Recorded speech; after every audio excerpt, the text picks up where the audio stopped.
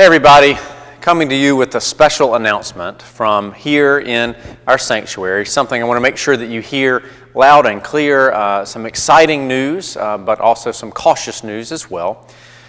Our session at Spring Hill Presbyterian Church has approved a recommendation from both our worship committee and our coronavirus commission that we begin in the coming weeks phasing into new protocols to allow in-person worship while still simulcasting live for those of you who aren't able to come and worship in person. So it's very detailed document. There's a link to those protocols here along with the video. So I want to be sure after this, I'm not going to go through all the particular details, but I want you to see them and dig into them so that you fully understand before you make the decision prayerfully and with your own health and the health of others in mind. The basic summary, though, is that since we have been in a period of steady decline, the session feels comfortable moving forward with allowing some limited in-person presence for worship. Now, it doesn't mean everything's back to normal, of course. We assume and anticipate from what we've seen with other sister congregations that we will not have our full attendance back for quite a while. We believe that, including worship leaders, we should be able to fit just around 100 people in our sanctuary, and that is with a number of distancing measures in place. The first is all worshipers will be at least 16 feet from worship leaders, because we, Anna and myself and any liturgists we might have and singers tend to project a bit more. So 16 feet from worship leaders, and then 6 feet apart from other family units that would be worshiping here in the sanctuary. So the bottom floor, of the main floor of the sanctuary, will skip every other pew, and then we'll only seat people on the extreme ends of those pews.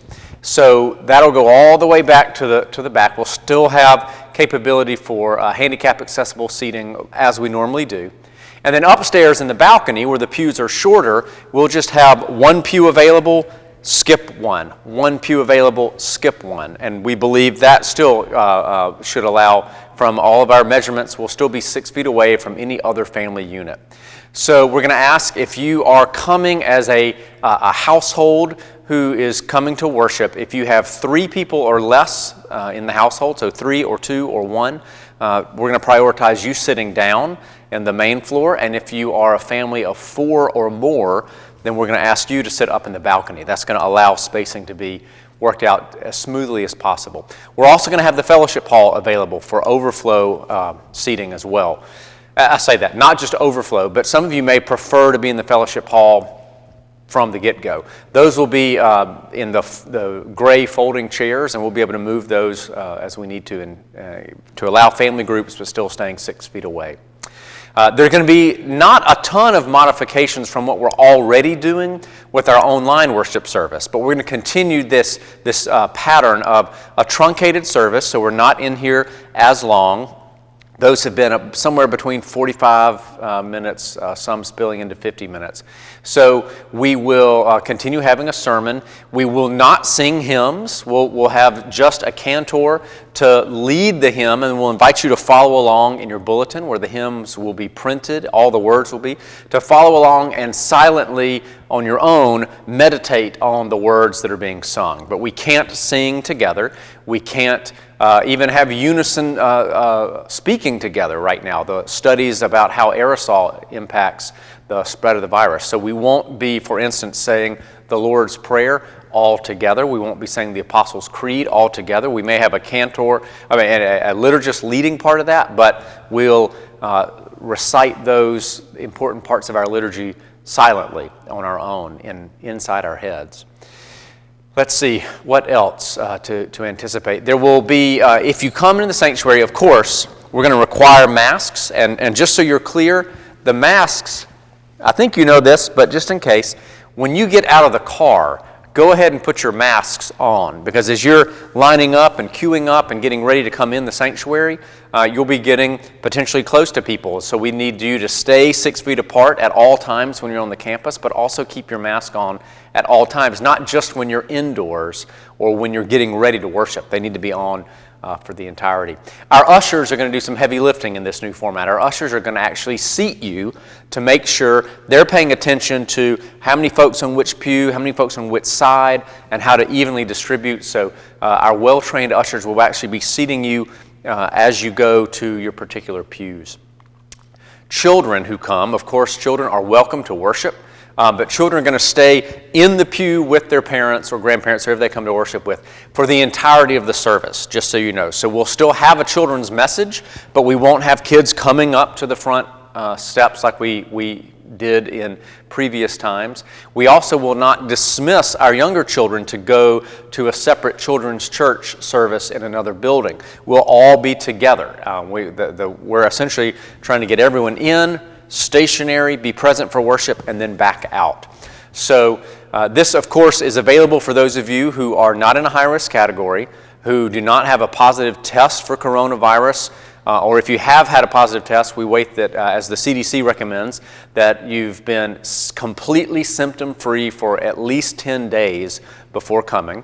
Obviously, if you have any symptoms, fever, cough, anything like that, we ask you to stay home as well. Some of you may be perfectly healthy and not in a high-risk category, but still not feel comfortable coming to in-person worship, and that's perfectly fine. In fact, I'm not even thinking of this so much as an in-person service as this is a hybrid service. We'll be leading worship with both people in the room and people joining on screens electronically in mind simultaneously. Okay, so you're not going to be any more or less included or excluded, whether you're physically present or whether you're virtually present from home.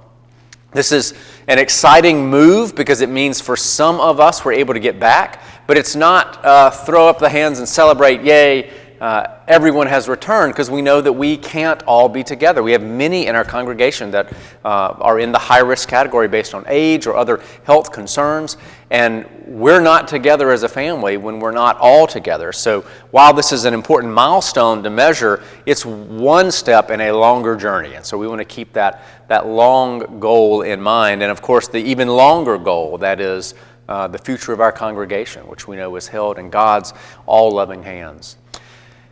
We know that some other congregations, you may have friends or family members or neighbors who have already started back to worship, and that's fine for them. We're not in a competition with any other churches, but we wanted to do due diligence on multiple fronts. The first is waiting until we saw a clear, sustained pattern of decrease, and we wanted to make sure that we had all the proper protocols in place based on best practices and recommendations from national, local, as well as denominational affiliates. So we feel like we've got this put together pretty well. So here's the game plan, just so you know. I should also mention we will not be celebrating the sacrament of the Lord's Supper in the services where people will be in person. So the first Sunday in October is World Communion Sunday, and because we'll be celebrating communion in that service, of course we won't have the service there. The next one, October 11th, we will have just a few folks in the sanctuary, sort of the test run, members of the worship committee, the coronavirus commission, just so they can take one last look at the protocols before we open the doors. And then Sunday, October 18th. I probably should have started the video with that, but I'll make sure the description says that when you read it. Sunday, October 18th should be, tentatively, our first Sunday back with an in-person worship possibility. So we want you to know that now so that you can go ahead and begin prayerfully thinking through, reviewing our protocols. If you see things that you think, oh, that doesn't sound safe enough for me, by all means, do two things. One, know that you are empowered and encouraged to stay home if this doesn't feel safe to you. And two, if you've got some further recommendations on how to improve the safety of them, contact me or any of the members of the Coronavirus Commission or the Worship Committee, and they'll be happy to take your feedback, and we can adjust the protocols as we need. The point of this is not to pretend that the pandemic's not going on. The point of this is not to cave to any pressure from one side or another. The point of this is to be together, to journey together, to make small but important steps together as a church family. Because when we are together, we know when two or three are gathered, Christ is present with us.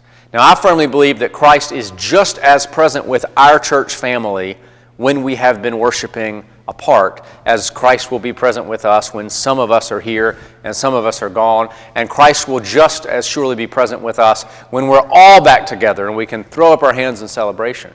Christ is with us no matter what, but the ability to be together in each other's embodied presence matters as well. And so this is a joyful thing to celebrate, even as we know it's a partial joy. It's good news, but it's not final news.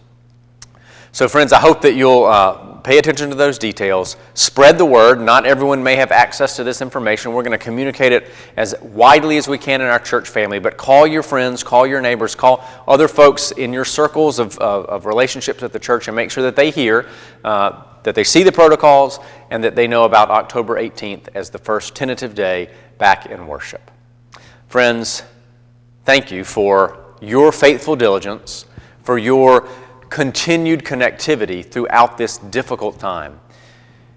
There's maybe some light at the end of the tunnel. We know we're not there yet, but we also know that we're journeying forward in faith. We're sheltering in grace, we're serving in place. I hope to see you, if able, on Sunday, October 18th in person, but on every Sunday between now and then and even after, online as well. Go in peace.